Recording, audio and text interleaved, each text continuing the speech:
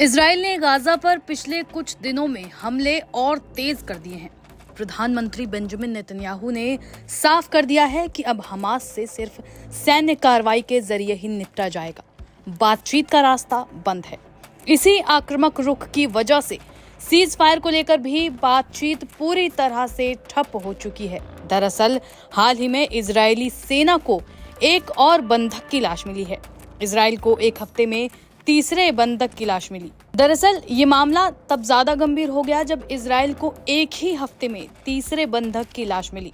शनिवार को सेना ने जानकारी दी कि एक थाई नागरिक का शव गाजा से एक खास ऑपरेशन के तहत वापस लाया गया।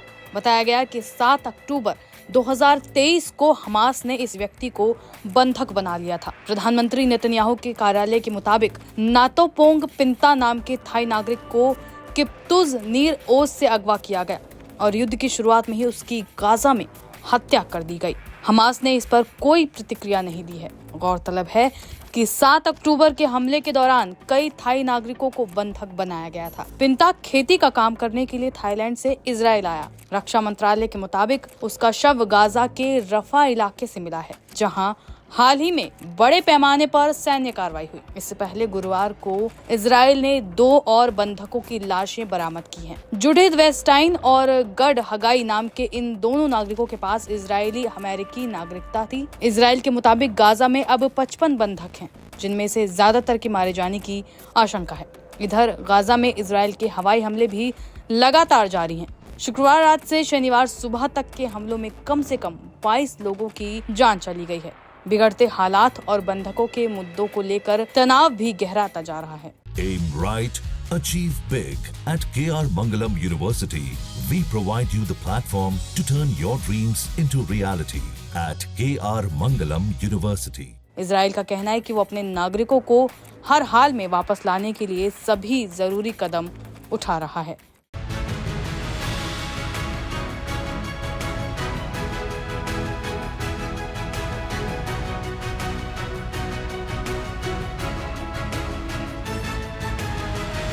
गजा में लंबे समय से चल रही जंग में इस्राएल के कई सैनिकों की मौत हो गई है। ये घटना शुक्रवार की बताई जा रही है जब इस्राएली सैनिक एक इमारत में घुसे। बताया जा रहा है कि इमारत में बम लगाए गए थे, जिसे आमतौर पर बूडी ट्रैप कहते हैं। इस्राएल के सैनिक उस इमारत में घुसे और थोड़ी देर के बाद इमारत ढह गई और सैनिक उसमें दबकर मर गए। इस घटना के बाद अंदाजा लगाया जा रहा है कि हमास इस्राएल पर कोई बड़ा हमला कर सकता है। ऐसा इसलिए क्योंकि हमास के सैन्य प्रवक्ता अबू उबैदा ने इस्राएल को एक बड़ी धमकी दी है। उन्होंने कहा कि हमारे लड़ाके नबियों के वारिस गिदोन के रथों पर डेविड के पत्थर फेंकना जारी रखते हैं और कब्जे के अहंकार को तब तक कुचलते रहते हैं जब तक कि वो परास्त नहीं हो जाता। अपनी वीरता के साथ वे उत्पीड़ित और वफादार समूह की अहंकारी और दमनकारी समूहों पर विजय की कहानी लिखते हैं। खान यूनिस और जबालिया में इस्राएल को पहुंचाया गया नुकसान सटीक संचालन की एक श्रृंखला का ही एक हिस्सा है। ये इस बात का ट्रेलर है कि कब्जा करने वाली सेनाएं जहां भी कदम रखेंगी वहां क्या होने वाला है। अबू उबैदा ने इस्राएल की आवाम को भी चेतावनी देते हुए कहा कि दुश्मन की जनता के पास अपने नेतृत्व को नरसंहार रोकने के लिए मजबूर करने या फिर अपने बेटों को ताबूत में रखने के लिए तैयार रहने के अलावा कोई दूसरा विकल्प नहीं है। हमास की धमकी के बाद ये माना जा रहा है कि वे इतने वक्त तक शायद इसलिए चुप थे क्योंकि वे इस्राएल के खिलाफ कोई बड़ा हमला प्लान कर रहे थे। आईडीएफ के सैनिकों के ऊपर जो इमारत गिरी उस पर इस्राएली मीडिया ने प्रतिक्रिया दी है। उन्होंने कहा कि हमास ने इस्राएली जमीनी हमले के इस चरण के लिए वे पूरी तरह से उन्होंने तैयारी की थी, सेना की प्रक्रियाओं का अध्ययन किया और छापे की आशंका में इमारतों में बम लगाए। Aim right, achieve big. At KR Mangalam University, we provide you the platform to turn your dreams into reality. At KR Mangalam University. ये रिपोर्ट अबू उबैदा के इस दावे से मेल खाती है कि फिलिस्तीनी लड़ाके वीरतापूर्ण अभियानों के जरिए युद्ध के मैदान की दिशा तय कर रहे हैं। जैसा कि इस्राएली सरकार अपने अभियान को जारी रखने की कसम खाती है, हमास के अल कस्साम ब्रिगेड के नेतृत्व में फिलिस्तीनी प्रतिरोध संकेत देता है कि इस तरह के घातक हमले युद्ध के अगले चरण की एक परिभाषित विशेषता बन सकते हैं। बहरहाल देखना ये होगा कि आगे इस मामले में क्या कुछ होता है और हमास आगे क्या कदम उठाता है। क्या हिजबुल्लाह को ईरान का समर्थन मिल रहा है? क्या हिजबुल्लाह अब और ज्यादा ताकतवर बनने वाला है? क्या हिजबुल्लाह इसराइल के खिलाफ किसी बड़े प्लान को अंजाम देने वाला है? अक्टूबर 2023 से इसराइल और हमास के बीच जंग जारी है, जिसके बाद मिडिल ईस्ट की धरती लगातार कांप रही है और मासूमों के खून से लाल हो रही है। इस दौरान इसराइल पर दो संगठनों ने हमला बोला, पहला हमास और दूसरा हिजबुल्लाह। हिजबुल्लाह तो कुछ महीनों की जंग के बाद खामोश हो गया, लेकिन हमास लगातार संघर्ष कर रहा है। लेकिन अब ऐसा लग रहा है कि हिजबुल्लाह संसाधन जुटाकर कुछ बड़ा प्लान कर रहा है।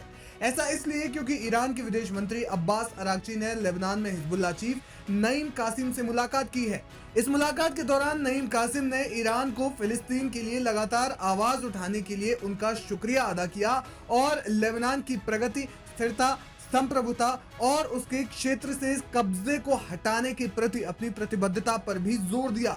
इस मुलाकात के दौरान ईरान के विदेश मंत्री अब्बास अरागची ने लेबनान के साथ द्विपक्षीय संबंधों के महत्व पर जोर दिया और दोनों देशों के बीच आपसी सम्मान और बढ़े हुए सहयोग के आधार पर लेबनान को आर्थिक, राजनीतिक और सामाजिक रूप से समर्थन देने के लिए इस्लामिक गणराज्य ईरान की प्रतिबद्धता को दोहराया।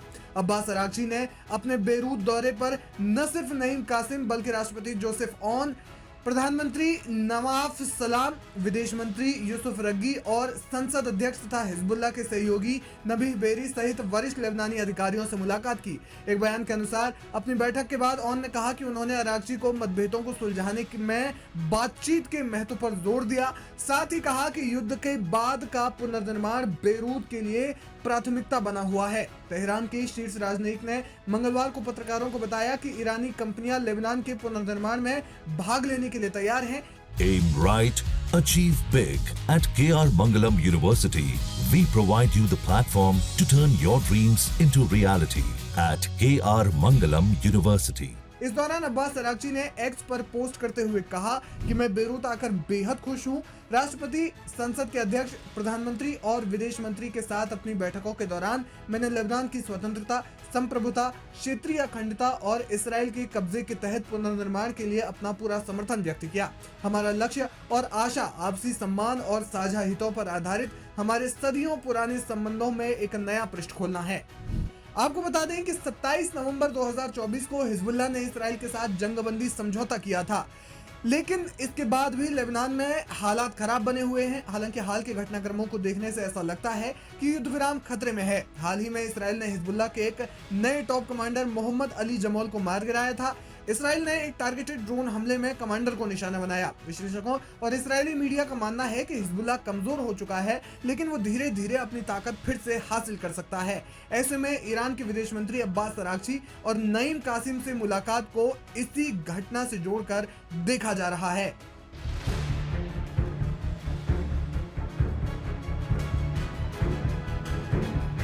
मिडिल ईस्ट में इन दिनों तनाव का माहौल है। ऐसा तनाव जिसने दुनिया के कई देशों को चिंता में डाला हुआ है। वो इसलिए क्योंकि 20 महीने बीत गए हैं, लेकिन मध्य पूर्व में शांति का नामो निशान तक नहीं हो पाया है। उल्टा ईरान और इसराइल के बीच तनाव की आशंका बढ़ गई है।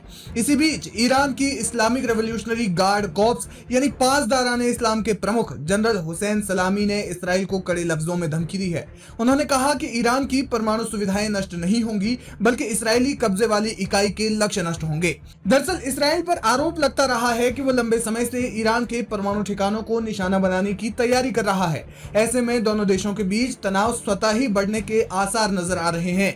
IRGC चीफ हुसैन सलामी ने अल मायादीन चैनल को दिए गए एक इंटरव्यू में कहा कि इसराइल हमारी क्षमताओं से अच्छी तरह वाकिफ है। अगर हम पर हमला किया जाता है तो इसमें शामिल सभी लोग पछताएंगे।